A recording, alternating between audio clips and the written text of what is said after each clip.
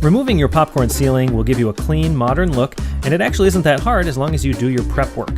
So let's start by talking about asbestos. Ceilings built before 1980 may have asbestos in it, and what you want to do is scrape off a little bit to send to a testing service to find out, or call a pro.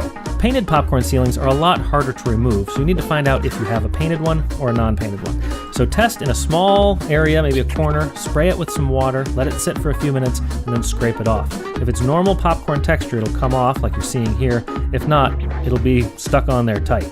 And then you'll have to use a paint stripper like this. This stuff is dangerous, so be very careful when using it. It's very toxic. You may want to call a pro for this.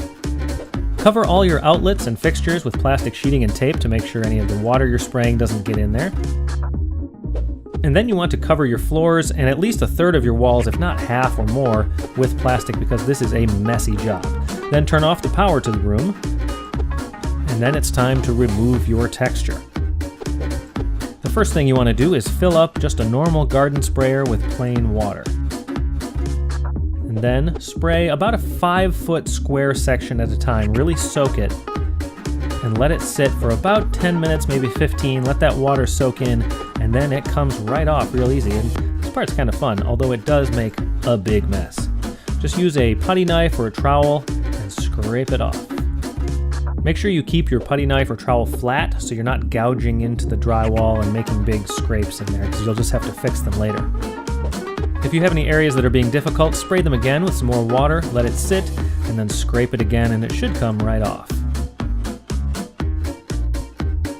Then it's time to finish the ceiling, which can take a while, but is actually pretty straightforward. First, wait for the ceiling to dry completely. You want to make sure it is totally dry. And then start looking for areas where maybe you scratched the drywall, or even the original construction was a little sloppy, and fill those holes. Once that's dry, you can sand it with a drywall sanding pad until it's nice and smooth. And then end by priming and painting your ceiling, and you're done. All you have to do is clean up, which that part's not so fun.